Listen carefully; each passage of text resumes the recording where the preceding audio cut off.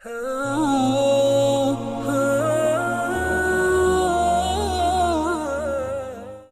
اور پھر کویسچن ہے، کسی بھائی نے کہا کہ کوئی یہ کہہ رہا تھا کہ تکبیر لگاتے ہوئے کانوں کو چھونا لازم نہیں ہے، کیا یہ صحیح ہے؟ یہ بالکل صحیح ہے، کوئی کان کی یا انگوٹھوں کو کان کی لو کے ساتھ لگانا کوئی لازم نہیں ہے۔ ہاں، کندھے تک اٹھانا یا کانوں کے برابر تک ہاتھوں کو لے کے جانا امام اعظم ابو حنیفہ رضی اللہ تعالی عنہ مستحب قرار دیتے ہیں، سنت مستحبہ، تو اس لیے یہ کرنا چاہیے۔ لیکن لوگ اصل میں اندازہ کرنے کے لیے کہ بعض اوقات کیونکہ شیشہ تو سامنے ہوتا نہیں، وہ اس طرح کانوں کو یہ چھو کر اندازہ کر لیتے ہیں کہ ہاتھ صحیح مقدار اور مقام تک پہنچ گئے ہیں، تو اگر اس وجہ سے کوئی کرے، اس کو سنت سمجھ کے نہ کرے تو پھر کوئی حرج نہیں ہے۔ یہ کہتے ہیں کہ بعض لوگ نماز کے بعد دائیں طرف مڑ کر غالباً درود و سلام پڑھتے ہیں، یہ کہاں سے ثابت ہے؟ بدعت تو نہیں ہے؟ دیکھیں، نبی کریم صلی اللہ علیہ وسلم جب نماز پڑھ کر فارغ ہوتے تو 3 طرح کی پوزیشن ہوتی تھی۔ کبھی تو آپ سامنے رخ کر کے بیٹھ جاتے تھے، کبھی اس طرف اور کبھی اس طرف، اور یہ خاص طور پہ تب ہوتا ہے کہ جب آپ کوئی بات کرنا چاہتے تھے، جیسے فجر کے بعد اکثر آپ کوئی صحابہ سے کہتے کیا تم نے کوئی خواب دیکھا ہے؟ اگر کوئی خواب دیکھا ہوتا وہ سناتے، آپ اس کی تعبیر بیان کرتے، اور اگر وہ نہ بیان کرتے اور آپ نے ملاحظہ فرمایا ہوتا اور آپ یہ چاہتے کہ آپ صحابہ کے ذریعے امت تک یہ خواب پہنچ جائے تو پھر آپ اس کو بیان کیا کرتے تھے۔ تو یہ تو ہے کہ نبی کریم صلی اللہ علیہ وسلم سے نماز کی فراغت کے بعد قبلہ رو رہنا ثابت نہیں ہے، بلکہ آپ یا تو پبلک کی طرف رخ کرتے تھے یا اس طرف دائیں طرف رخ کر لیا کرتے تھے۔ تو لہذا کوئی اس نیت سے کرے تو کوئی حرج بھی نہیں ہے۔ اور اگر فرض کر لیں کہ جیسے ہمارے یہاں اس طرف کعبۃ اللہ ہے، اس طرف مدینہ منورہ ہے، تو اس طرف رخ کر کے اگر کوئی صلاۃ و سلام پڑھتا ہے تو ادب کے ذریعے، ادب کے نیت سے، تو پھر کوئی حرج نہیں ہے۔ اور اس قسم کے آداب میں نقل ضروری نہیں ہے۔ نقل کا مطلب منقول ہونا، کہ صحابہ سے ثابت ہو، نبی کریم صلی اللہ علیہ وسلم سے ثابت ہو، یہ اس طرح کی چیزوں میں لازم نہیں ہوتا۔ یہ تو انسان ایک اپنی عقیدت کے تحت کرتا ہے۔ ہاں، اگر وہ اس کو لازم اور ضروری سمجھ لے کہ درود پاک پڑھنا ہے تو اسی طرف رخ کرنا ہوگا، نہیں کرو گے تو گناہگار ہوگے، کوئی نہ کرے تو اس کو ڈانٹے ڈپٹے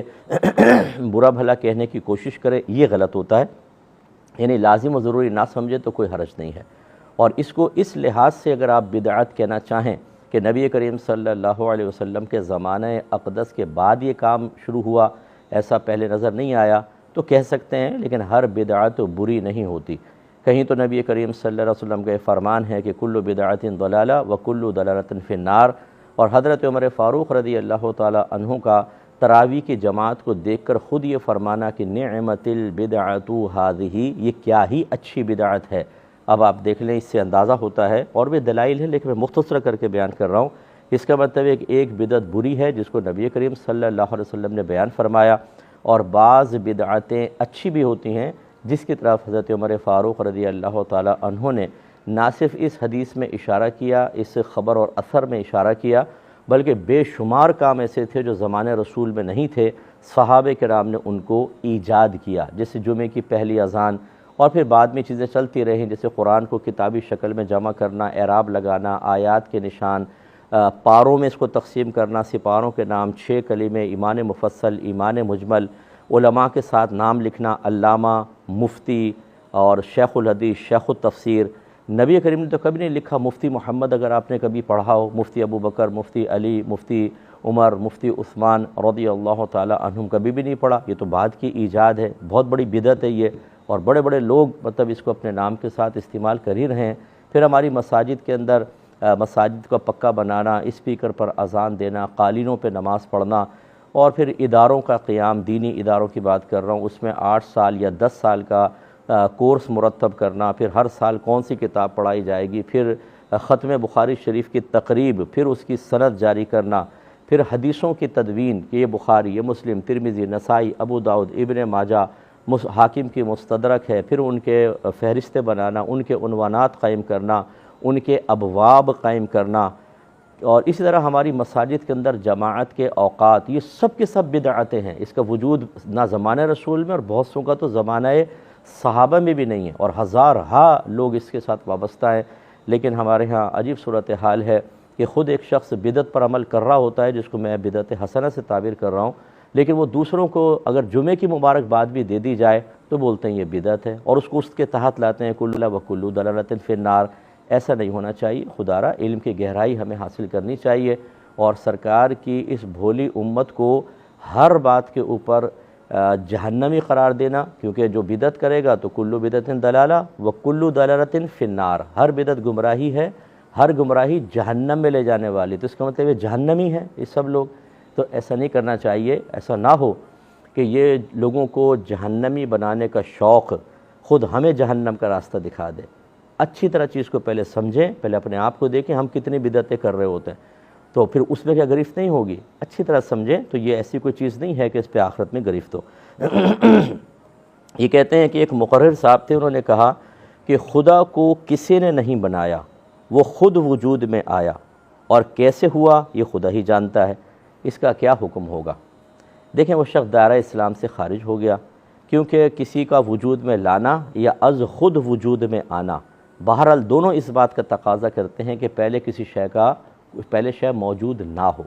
وہ عدم میں ہو، وہ معدوم ہو، تبھی تو وجود میں آئے گی۔ تو معاذ اللہ ثم معاذ اللہ یہ کہنا کہ اللہ تعالیٰ خود بخود وجود میں آیا، تو یہ ثابت کر رہا ہے یا کہ اس کا عقیدہ اپنا خود ظاہر کر رہا ہے کہ ایک وقت تھا کہ اللہ تعالیٰ نہیں تھا، پھر از خود وجود میں آ گیا، باقی سب خود بخود وجود میں نہیں آئے، اللہ تعالیٰ ان کو وجود میں لایا۔ لیکن دونوں کے لیے مخلوق اور خالق ایک چیز ثابت کر دی کہ دونوں پہلے نہیں تھے، بعد میں وجود میں آئے۔ اور کسی بھی زمانے میں اگر کوئی یہ کہے کہ نبی اللہ تبارک و تعالیٰ نہیں تھا بعد میں وجود میں آیا، تو اس زمانے میں گویا کہ وہ خدا کے وجود کا منکر ہوا، وہ خدا کے وجود کو تسلیم نہیں کر رہا، وہ کہہ رہا ہے کہ اس پہ عدم طاری ہوا، اور جس پر عدم طاری ہو، جو معدوم ہو، جو عدم سے وجود میں آئے، وہ خدا نہیں ہوتا۔ اللہ تعالیٰ ہمیشہ سے ہے، ہمیشہ رہے گا۔ یہی اللہ کے لیے لفظ قدیم کا مفہوم ہوتا ہے۔ قدیم کا مطلب جس پر کبھی عدم طاری نہ ہوا ہو، جس کی کوئی ابتدا نہ ہو۔ اللہ تعالیٰ ہمیشہ سے ہے،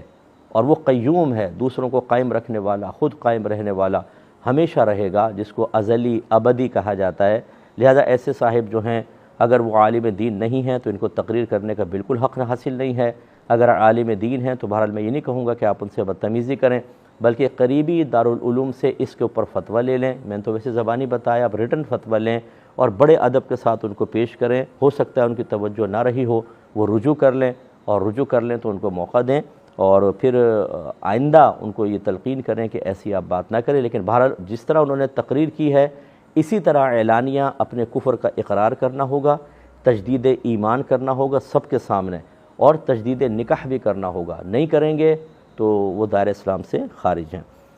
یہ کہتے ہیں ہماری بہنیں جو ہیں یہ کان اور ناک میں بالی اور یہ مطلب پہنتی ہیں کوئی چیز، تو غسل میں کیا اس کو اتارنا لازم ہے؟ دیکھیں اگر تو بہت یہ جس سے بڑی نت ہوتی ہے، یہ فکس ہو جاتی ہے، بہت ہی جم جاتی ہے، اگر اس کے نیچے پانی نہیں پہنچے گا تو پھر تو اس کو اتارنا لازم ہے۔ سوراخ کے اندر پانی ڈالنا لازم نہیں ہوتا، اوپر سے بہانا لازم ہوتا ہے، لیکن بہرحال اگر یہ زیور اتنا چپکا ہوا ہے کہ پانی کو نیچے پہنچنے نہیں دے گا تو پھر ان کو کرنا ہوگا۔ اور اگر وہ اتنی ڈھیلی ہے کہ تھوڑا آگے بھی ہو جاتی ہے اور پانی بہائیں تو تھوڑا چھید تک پہنچ جائے گا تو بس ٹھیک ہے۔ یہی کانوں کے ٹاپس وغیرہ کا بھی مسئلہ ہوتا ہے۔